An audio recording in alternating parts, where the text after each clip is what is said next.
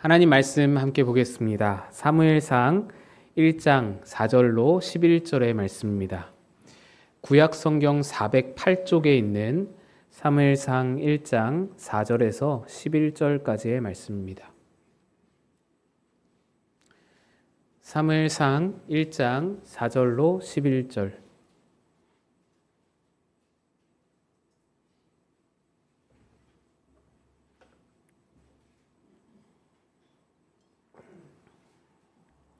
교독해서 읽도록 하겠습니다. 엘가나가 제사를 드린 날에는 제물의 분깃을 그의 아내 분인나와 그의 모든 자녀에게 주고 한나에게는 갑절을 주니 이는 그를 사랑함이라. 그러나 여호와께서 그에게 임신하지 못하게 하심으로 그의 적수인 분인나가 그를 심히 격분하게 하여 괴롭게 하더라. 매년 한나가 여호와의 집에 올라갈 때마다 남편이 그같이 하매 분인나가 그를 격분시키므로 그가 울고 먹지 아니하니 그의 남편 엘가나가 그에게 이르되 한나여 어찌하여 울며 어찌하여 먹지 아니하며 어찌하여 그대의 마음이 슬프냐 내가 그대에게 10 아들보다 낫지 아니하냐 하니라. 그들이 실로에서 먹고 마신 후에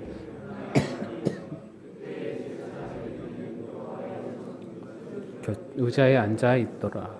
한나가 마음이 괴로워서 여호와께 기도하고 통곡하며 서원하여 이르되 만일 주의 여종의 고통을 돌보시고 나를 기억하사 주의 여종을 잊지 아니하시고 주의 여종에게 아들을 주시면 내가 그의 평생을 그를 여호와께 드리고 삭도를 그의 머리에 대지 아니하겠나이다. 아멘. 기도하겠습니다. 하나님 아버지, 오늘도 우리에게 베푸신 은혜에 감사드립니다. 하지만 우리의 세상은 여전히 막막하고 곤란한 지경에 빠져 있습니다. 우리를 도우시기 바라며 말씀 앞에 섰사오니 다시 한번 주의 은혜로 감싸 주옵소서. 전하는 자 감추시고 주의 은혜를 바라며 예수님 이름으로 기도합니다. 아멘. 할렐루야. 오늘도 주일 예배에 오신 여러분을 환영하며 축복합니다. 지난주에 여러분이 양해해 주셔서 한 주 쉰 덕분에 빠르게 회복되어서 오늘은 설교단에 설 수 있었습니다. 기도해 주시고 이해해 주신 모든 분께 감사를 드립니다. 여러분은 자기의 신앙적 실패 때문에 괴로움과 또 낙심에 빠졌던 일이 있으십니까? 또는 대단한 신앙적 유산을 가진 2대째, 3대째 그런 신앙의 가문을 보면서 부러워하며 그렇지 못한 내 신앙적 환경을 한탄해 보신 일이 있으십니까? 저에게 그런 일이 있었습니다. 목회자들 사이에 골품 제도가 있다는 것을 아시나요? 신학생과 목회자들 사이에 공공연하게 회자되는 목사 골품 제도가 있습니다. 아버지가 목사이면 그 아들은 성골 목사입니다. 그 아들은 아버지 덕분에 진로에 대해서 큰 힘을 얻게 됩니다. 아버지가 노회에 아는 목사님들께 한마디 두마디 해주시면은 아들 목사 자리 하나 얻는 거 별로 큰 일이 아닙니다. 그런 경우를 아주 많이 보게 됩니다. 아버지가 장로이어도 진골 목사입니다. 그것도 꽤나 힘이 있습니다. 게다가 노회에 영향력을 미치는 그런 장로님이시면 어지간한 성골 목사 못지않게 위력을 발휘합니다. 그리고 그 외에는 아버지가 목사 장로가 아닌 다음에는 아무리 대단한 신앙의 가문이라 할지라도 6두품, 5두품밖에 안 됩니다. 제 친구 목회자 중에 대단한 가문을 가진 친구가 있습니다. 우리나라에 5대째 신앙의 가문을 이어온 그런 가문은 꽤 있는 것으로 아는데 이 친구 집안은 5대째 목회자 가문입니다. 대한민국에 이 친구가 유일합니다. 이 친구의 고조 할아버지는 평양신학교 졸업하신 우리나라 최초의 선교사님, 목사님이시고요. 그의 증조 할아버지는 평양신학교 교수로 재직하시다가 공산당에 의해 순교하신 그런 목사님입니다. 그의 할아버지 목사님은 박창환 목사님인데 장신대 신약학 교수이셨고 학장, 지금으로 말하면 총장까지 역임하셨습니다. 그의 아버지도 목회자시고 제 친구도 지금 목회를 하고 있습니다. 저와는 워낙에 어려서부터 친했던 친구라서 평소에는 그냥 그 가문의 위대함을 전혀 느끼지 못하고 그냥 친구로 지냈는데 이 친구가 목사 안수를 받을 때 제가 목사 안수 자리를 찾아가 봤더니 온갖 기독교 방송국에서 카메라를 들고 찾아와서는 우리나라 최초로 5대째 목회자 가문이 탄생했다라고 그 친구 인터뷰하고 촬영하고 그런 모습을 보면서 야, 나랑 다르구나. 나랑 다른 집안 사람이구나. 내게 친구가 저게 친구가 많지 않은데 몇 명 없는 친구 중에 이런 친구가 있구나. 굉장히 뿌듯하고 자랑스러웠던 기억이 있습니다. 지금도 여러분 인터넷에 5대째 목회자 이렇게 검색해 보시면 그 친구가 나옵니다.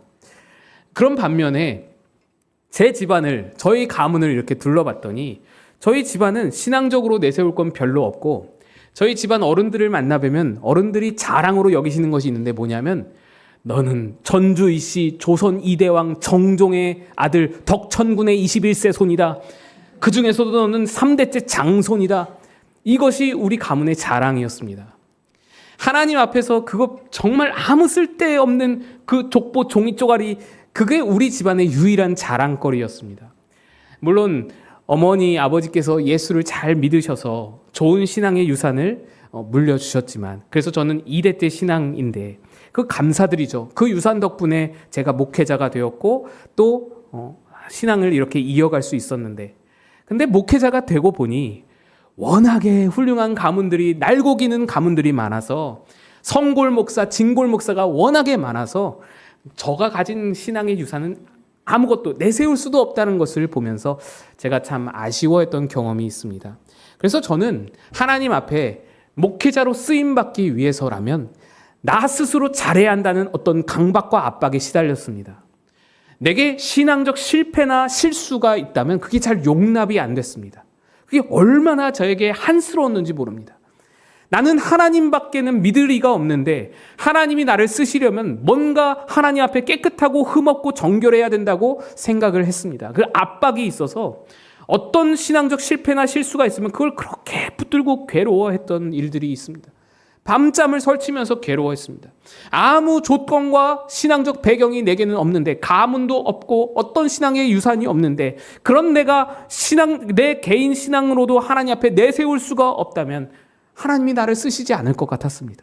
하나님께 버림받는 목회자가 되고 싶지 않았습니다. 그게 늘 불안하고 염려가 되어서 그렇게 압박을 느끼면서 살았습니다. 여러분에게는 혹시 그런 불안이 없으십니까? 하나님께 잘해야만 할 것 같고 그래야만 하나님이 나를 쓰실 것만 같고 그런 욕심, 그런 소망 여러분에게는 없으십니까? 그런데 그런 소망에 비해 우리의 진짜로 살아가고 있는 현실은 어떻습니까? 우리는 자주 넘어집니다. 하나님 앞에 이렇다 하게 내놓을 만한 신앙적 자랑이 없습니다. 어떻게 아냐고요? 제가 다 해봤기 때문에 압니다. 아무리 노력해봐도 하나님 앞에 내놓을 것이 없는 저의 모습에 한탄스러웠습니다. 여러분은 그런 자신의 모습 때문에 낙심해 본 적이 없으십니까? 그런데 여러분, 그럼에도 불구하고 좌절하지 않을 이유, 좌절할 수 없는 이유가 오늘 본문에 나타나 있습니다. 오늘 본문은 사무엘서의 첫 장입니다. 이스라엘 백성은 애굽에서 벗어나 광야를 떠돌다가 약속의 땅 가나안 땅에 들어와서는 사사기라는 이 어떤 민족적 신앙적 암흑기를 지나게 됩니다. 사사기는 실패한 인간의 역사입니다. 신앙적으로 암흑기였습니다.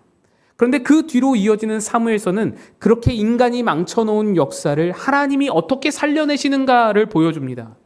이스라엘은 사사기를 지나면서 엄청나게 악하고 패역한 실수와 실패를 저질렀는데 그럼에도 불구하고 하나님은 하나님의 역사를 사무엘서를 통해서 써내려 가십니다. 사사기에 망쳐진 역사를 다 지워버리고 리셋해버리고 다시 시작하시는 것이 아닙니다. 사사기에 망쳐진 역사가 있는데 그 바닥에서 그것을 이용하여 그것 그대로, 그 모습 그대로 그 인간의 실수와 실패를 들어서 하나님의 계획을 써내려 가십니다. 그러니까 인간의 실수와 실패에도 하나님의 뜻과 하나님의 계획은 변개함이거나 좌절됨이 없다라는 것을 말해줍니다. 아니 때로는 그 실수마저도 도구로 사용하셔서 하나님의 일을 이루어 가십니다. 사사기를 지나온 실패한 이스라엘 역사 가운데 하나님은 다윗을 세우십니다. 그리고 그를 통해서 새로운 약속을 이어가십니다. 그래서 사무엘서는 하나님이 다윗을 세워서 망가진 역사를 고쳐내시는 이야기라고 해도 과언이 아닙니다. 다윗은 하나님 나라 역사, 하나님 나라의 그 역사, 그 줄거리, 그 모든 역사의 족보 가운데 대단히 중요한 위치를 차지합니다. 그와 맺으신 언약으로 인해서 왕조가 세워지고 북이스라엘은 왕조가 9번이 바뀌면서 그렇게 수많은 반역과 그런 어떤 혁명이 일어나는 그 동안에 남유다는 다윗 왕조로 후손이 계속해서 끊이지 않고 그 왕조를 이어갑니다. 그리고 그 족보에서 메시아이신 예수 그리스도께서 오시게 되어서 무너지지 않는 왕국을 건설하셔서 우리에게까지도 주어지게 되었습니다. 이것이 다윗의 위치이고 성경에서 사무엘서가 차지하는 위치입니다. 그런데 오늘 본문에서 보시다시피 이렇게 중요한 하나님 나라 역사의 사무엘서에 차지하는 위치를 그렇게 우리가 알고 있는데도 이 사무엘서의 시작을 한나라는 아주 작은 여인의 이야기로 시작을 합니다. 한나는 하나님의 역사가 다윗으로 이어지는 데서 굉장히 중요한 역할을 하는 인물입니다. 잘 아시다시피 한나를 통해 사무엘이 태어나고 사무엘에 의해서 다윗이 세워집니다. 한나가 다윗으로 이어지는데 굉장히 중요한 통로의 역할을 하는 겁니다. 그래서 그럴까요? 우리가 아는 한나라는 인물은 대단히 훌륭한 여인입니다. 여러분 지인 중에 한나라는 이름이 한 명쯤은 있으실 겁니다. 저에게도 2명이 있는데 그 정도로 한나는 훌륭한 여인의 표상, 상징이 되었습니다. 한나라고 하면은 어떤 수식어가 떠오르시나요? 기도의 어머니죠. 기도의 어머니, 믿음의 어머니. 한간에는 한씨 집안 사람들이 한나를 자랑스럽게 여긴다는 그런 소문이 있을 정도로 우리는 한나를 그렇게 좋아하고 훌륭하게 생각을 합니다. 그런데 사실 성경이 묘사하는 한나의 실상은 그렇지가 않습니다. 한나는 신앙적으로 형편없는 여인이었습니다. 시대적으로 보나 가문적으로 보나 실패한 인간의 역사가 낳은 신앙적 암울한 그런 어두움의 표상이 한나였습니다. 말씀드렸다시피 한나가 살던 시대는 사사기 마렵인데요. 사사기 마렵은 신앙의 암흑기, 대단히 어둡고 타락했던 시절입니다. 각 사람이 자기 소견에 오른 대로 행하더라.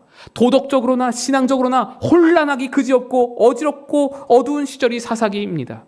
그런 시대에 한나가 엘가나라는 자에게 시집을 갔습니다. 엘가나는 에브라임 지파 지역에 살고 있는 레위 지파 사람인데요. 보통 레위 지파 사람이 아닙니다. 역대상 6장에 보시면은 그 엘가나의 족보가 나오는데 이 족보의 위에 그 상위층에 고라 자손이 있습니다. 그러니까 엘가나의 족보의 위에 고라가 있어요. 엘가나가 고라 자손임을 역대상 6장이 밝히고 있습니다. 고라가 누구입니까? 지난 연말연시 특세 때 주제로 다뤄진 인물인데 고라는 출애굽기 그 광야에서 모세와 아론에게 반역하여서 그 대대적인 반역을 쿠데타를 일으켰다가 땅이 입을 벌려서 삼켜진 그런 자입니다. 땅이 입을 벌려서 삼켰다라는 것은 그냥 지진이 일어나서 그 밑으로 떨어져 죽었다는 얘기가 아닙니다. 마치 죽음을 보지 않고 승천해버린 에녹이나 엘리야처럼 죽음을 보지 않고 지옥으로 직행해버렸다는 그런 이야기가 고라가 받은 심판이라는 얘기입니다. 가장 큰 진노, 가장 큰 무서운 심판을 당한 자가 고라입니다.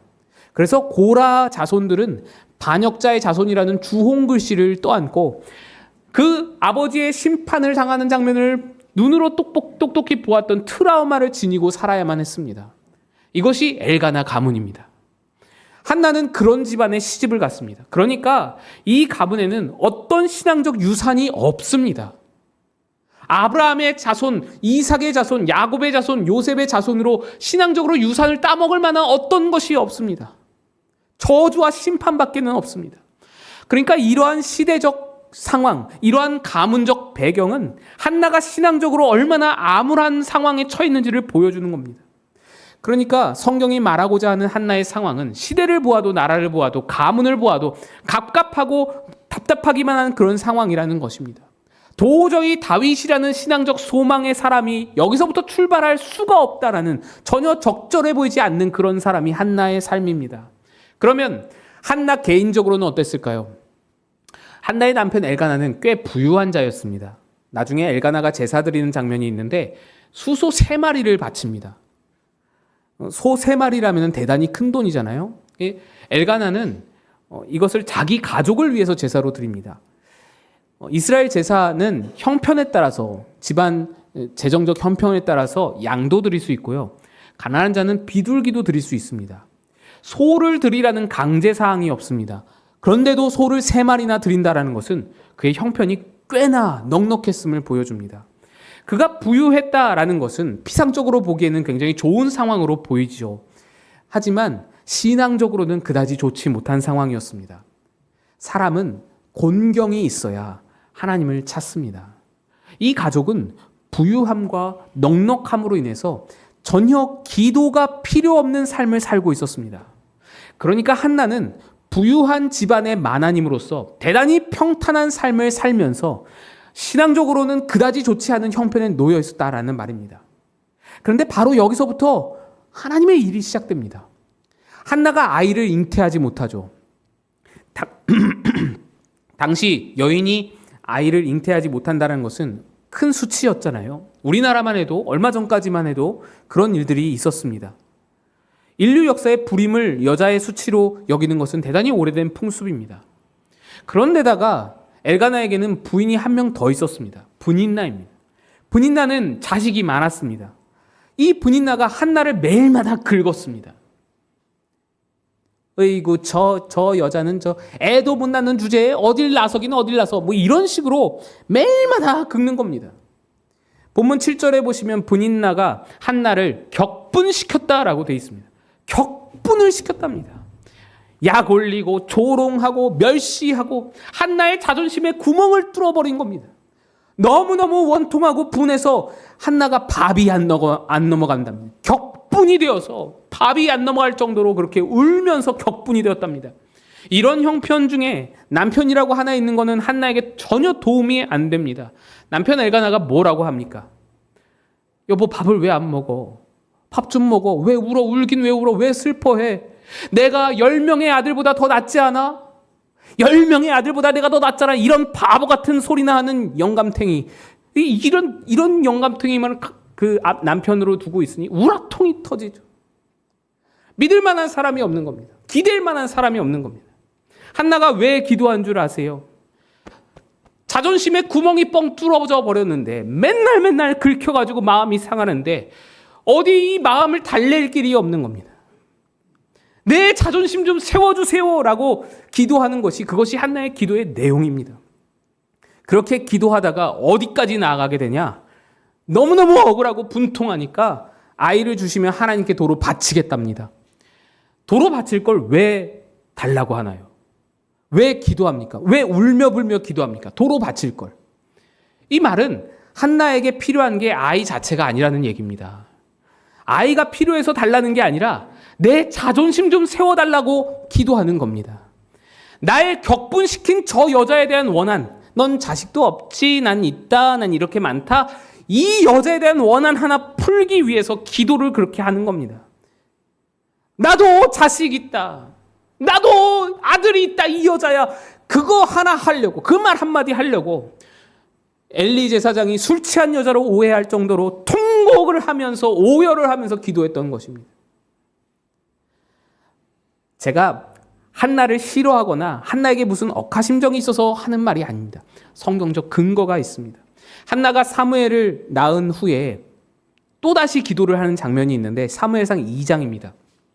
이 기도는 아이가 태어난 뒤에 하는 기도입니다. 그런데 여기를 읽어보시면 여기에 아들을 위한 기도가 한마디가 없습니다. 지금 아이가 막 태어났는데 아들을 위한 기도가 없습니다.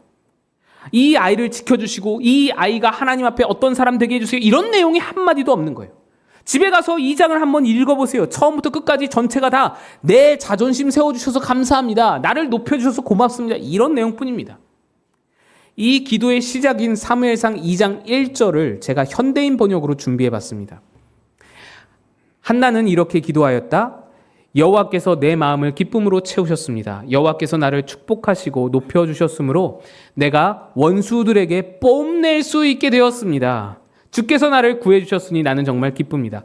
응답받은 한나가 기뻐했던 이유는 원수 앞에서 뽐낼 수 있게 됐다는 겁니다. 뽐내기 위해서 아들을 달라고 기도했다는 겁니다. 이것이 한나라는 여인의 가진 신앙의 수준이었습니다.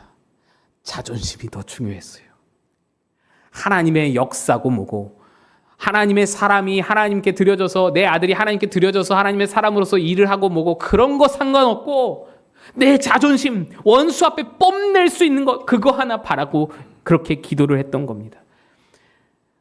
여러분이 좋아하는 한나를 제가 깎아내려서 참 죄송하지만 이것이 한나의 실체이고 수준이었습니다. 그런데 더 놀라운 것은 하나님은 바로 이렇게 형편없는 한나를 통해서 다윗이라는 위대한 역사의 서막을 써내려 가신다는 겁니다. 사무엘서는 사사기의 실패와 또 인간의 실패가 어우러진 그런 역사에서 하나님이 다윗을 세우시고 하나님 나라와 그의 뜻을 이루어 가시는 이야기인데 그 첫 장면이, 그 역사의 첫 장면이 이토록 부족하고 이토록 수준 낮은 구멍난 자존심 외에는 보이는 게 없는 그런 한나라는 여인으로 시작하신다는 것. 여기에 대단히 깊은 의미가 있습니다. 하나님이 그런 한나를 데리고 일을 하신다는 겁니다. 하나님은 자신의 역사를 위해 신앙적으로 내세울 것 하나도 없는 형편없는 한나를 데리고 자기 동역자로 삼으신다는 겁니다. 이런 한나로서 다윗의 왕조에 초석을 세우신답니다. 하나님이 써내려 가시는 역사에 한나의 됨됨이라든지 한나의 신앙 수준이 조건으로 쓰이지 않는다는 겁니다. 아니, 조건으로 쓰이지 않는 정도가 아니라 그녀의 못남이 오히려 하나님의 일에 동참을 하고 하나님의 일을 이루게 하는 도구로 쓰입니다. 그 형편없는 자존심밖에 모르는 그 신앙 수준이 기도할 일이 없던 여인에게 기도할 거리를 만들어줍니다. 기도의 자리로 그를 이끌어드리는 겁니다. 그리고 그 기도를 통해서 사무엘이 태어나게 되는 겁니다. 이것은 하나님께서 인과 법칙에 매이지 않으셨음을 말합니다. 하나님은 잘하면 상 주고 못하면 벌 주는 자리를 뛰어넘어서 역사를 하신다는 것입니다. 인간 세상은 인과 법칙으로 모든 것을 생각하고 모든 현상을 해석합니다. 잘하는 자에게 맡기고 일을 맡기고 못하는 자는 버려버립니다. 그것이 인간 세상의 해석과 인간 세상의 법칙입니다. 인과 법칙이 하나님을 담을 수가 없습니다.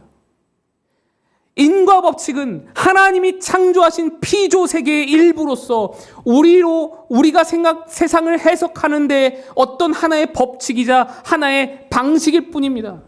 하나님은 그보다 훨씬 더 크신 겁니다. 우리는 이걸 자꾸만 놓칩니다. 여러분의 시대를 바라보세요. 신앙적으로 이 시대를 바라볼 때 여러분 마음에 드십니까? 나라 형편이 하나님 앞에 옳다고 생각이 되십니까? 마음에 안 들죠? 그럼 여러분의 집안은 어떻습니까? 여러분의 가문은 대단한 신앙적 유산을 가지고 그렇게 하나님 앞에 많은 것들을 내세울 만한 하십니까? 집안 대대로 순교자와 목회자와 선교자들을 끊임없이 배출한 그런 신앙적으로 위대한 가문, 그런 믿고 기대할 만한 가문의 구석이 있으십니까? 그렇지 않다면 여러분 각자의 삶은 또한 어떻습니까? 여러분 자신의 모습이 신앙적으로 마음에 드십니까? 여러분은 언제나 하나님 앞에 부끄러움 없이 훌륭하게 살아내고 계십니까? 여러분의 신앙으로 하나님 앞에 떳떳하고 자랑할 만한 그런 신앙적 역량을 가지고 계십니까? 어디를 봐도 희망이 없죠. 이 세상 그 어디를 보아도 우리의 미래를 희망차게 그렇게 바라보게 해주는 것이 아무것도 없는 겁니다. 나라는 사사기처럼 혼란스럽고 집안은 고라자손처럼 흙수저이고 나 스스로도 하나님 앞에 신앙적으로 잘해놓은 것이 하나도 없어서 실망스럽고 갑갑하기만 한 것이 우리의 형편인 겁니다. 그런데 여러분, 사실 우리 역사, 우리나라, 우리 민족, 우리 신앙의 근본 그 역사 전체가 다 그랬습니다.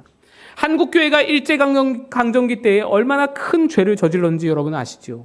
주기철 목사님, 손양원 목사님처럼 신앙을 지키다가 순교하신 분도 있지만 수많은 교회들이, 그 외에 수많은 교회들이 신사참배에 타협을 하고 우상숭배로 목숨을 구걸하고 그렇게 연명해 온 것이 우리 한국교회 초창기의 역사입니다.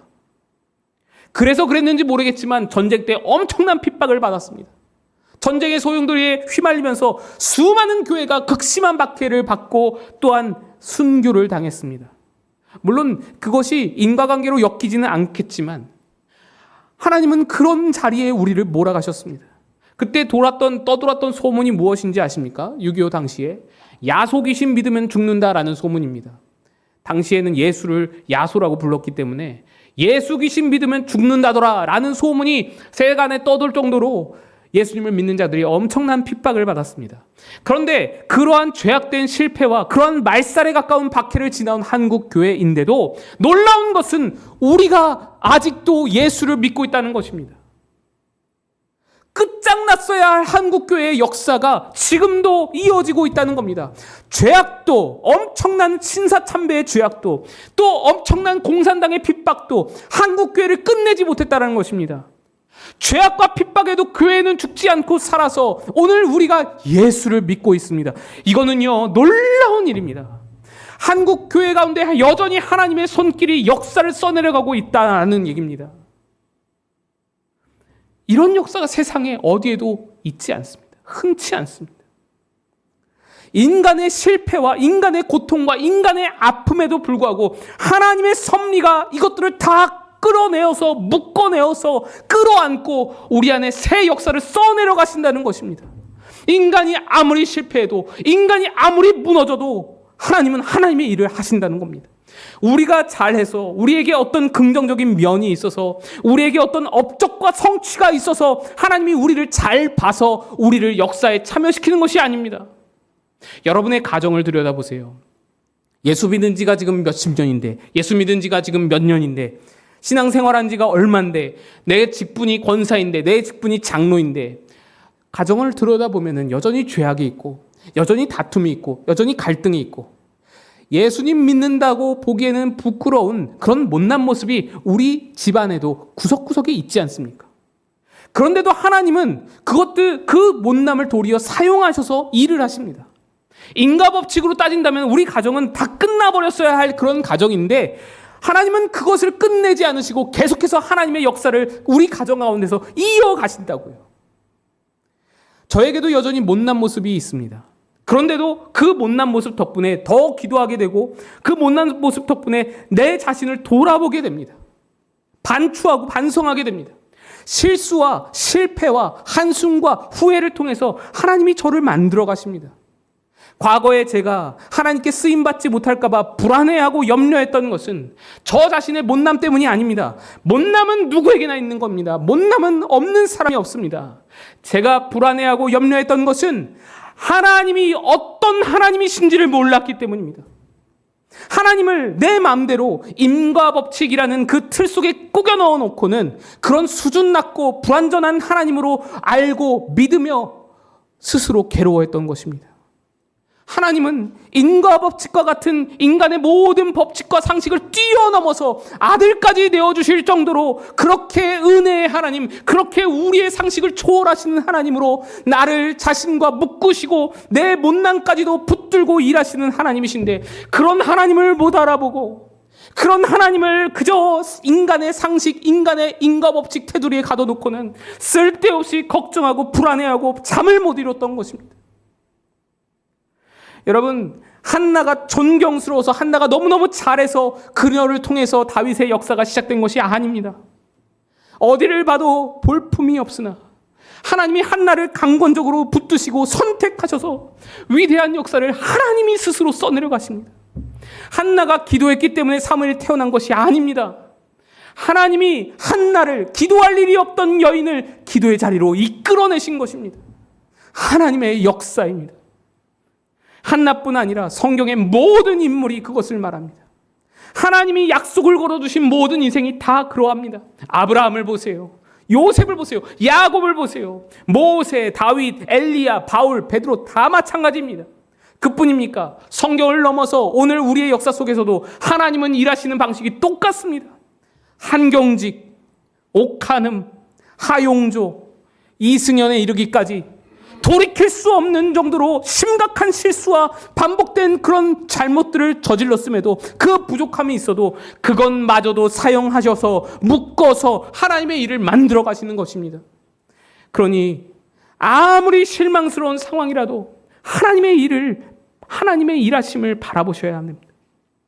아무리 사사기 같은 시대라고 할지라도, 아무리 고라 자손 같은 여러분의 환경이라고 할지라도, 한나같이 자존심밖에 세울 줄 모르는 그렇게 못나게 구는 모습이 우리 안에 있을지라도 하나님은 하나님의 약속의 자녀를 붙들어서 자기 역사를 써내려 가십니다.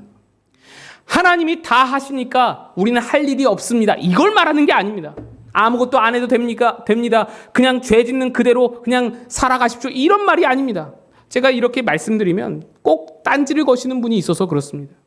아무것도 하지 않아도 된다는 말입니까? 죄 짓고 막 살아도 괜찮다는 말입니까? 그게 아닙니다. 이런 생각들은 인간의 죄성입니다. 은혜를 전혀 모르는 얘기입니다. 여러분, 은혜를 경험해 보세요. 은혜는 우리의 잘못을 용서로 품어주면서도 우리를 그 잘못에 그대로 내버려 두지를 않습니다. 그 잘못에서 돌이키게 하는 힘과 능력이 은혜 안에 있습니다. 하나님의 은혜의 역사는 부모가 오냐 하면 아이의 버릇이 나빠지는 그런 개념이 아닙니다. 하나님이 행하시는 은혜의 역사는 그렇게 불완전한 역사가 아닙니다. 하나를 취하면 하나를 놓칠 수밖에 없는 그런 역사가 아닙니다. 하나님의 역사는, 은혜의 역사는 모든 것을 취해서 온전케 하시는 역사입니다. 하나님은 기도할 일이 없는 한나를 기도의 자리로 이끄시고, 그래서 한나는 기도를 했습니다. 한나가 기도를 했어요. 기도를 모르던 여인이 기도를 했다고요. 이윽고 태어난 사무엘도 순종과 충성의 사람으로 자기 일을 감당했습니다. 하나님의 써내려가시는 역사를 참되게 바라보는 자는 절대로 죄악에 머물 수가 없습니다. 잘못과 실수와 실패에 그냥 안주해버리지 않습니다. 그 실패로 자기를 다듬습니다. 그 실패로 앞을 바라봅니다. 더 나아갈 자리를 바라보고 걸어갑니다. 끊임없이 일어납니다. 실수를 반복하지 않도록 노력한다는 것입니다. 체념하지 않습니다. 좌절하거나 낙심하여 안주해버리지 않습니다. 실수하여 넘어지더라도 하나님의 일하심을 바라보며 하나님이 나를 통해서 써내려가실 역사를 기대하며 의연하게, 때로는 뻔뻔할 정도로 끈질기게 다시 일어나 걸어가는 것이 우리에게 주어진 특권입니다. 하나님은 인과 법칙을 넘어서 은혜의 법칙으로 여러분을 자신과 묶으셨습니다. 여러분의 신앙의 실패는 더 이상 두려움과 괴로움의 대상이 아닙니다. 불안과 염려의 대상은 더더욱 아닙니다. 하나님의 역사의 도구고 하나님의 과정입니다. 그러니 체념하지 마세요. 낙심하지 마세요. 하나님이 역사를 써내려 가십니다. 역사를 써내려 가시는 그 펜대를 가지신 분은 하나님이십니다. 그 하나님을 바라며 다시 일어나 걸어가는 것이 우리의 할 일입니다. 한나를 통해서 다윗 왕조의 문을 열어줘 주신 하나님이 여러분을 통해서도 그의 거룩한 역사를 써내려 가실 것입니다. 이를 믿고 바라시며 다시 일어나 걸으시는 여러분 되시기를 주님의 이름으로 축복드립니다. 다 일어나서 찬송하겠습니다. 390장입니다.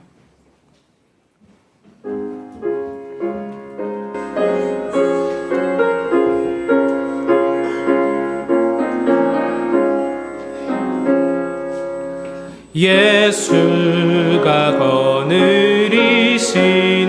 즐겁고 평안하구나. 주야의 자고 깨는 것 예수가 거느리시네. 주날 항상 돌보시고 날 친히 거느리시네. 주날 항상 돌보시고 날 친히 거느리시네. 때때로 괴로움 당하면 때때로 기쁨 누리네. 풍파 중에 지키시고 평안히 인도하시네. 주날 항상 돌보시고 날 친히 거느리시네. 주날 항상 돌보시고 날 친히 거느리시네. 내 주의 손을 붙잡고 천국에 올라가겠네. 괴로우나 즐거우나 예수가 거느리시네. 주날 항상 돌보시고 날 친히 거느리시네. 주날 항상 돌보시고 날 친히 거느리시네. 이 세상 이별할 때에 마귀의 권세 이기네. 천국에 가는 그 길도 예수가 거느리시네. 주 날 항상 돌보시고 날 친히 거느리시네. 주 날 항상 돌보시고 날 친히 거느리시네.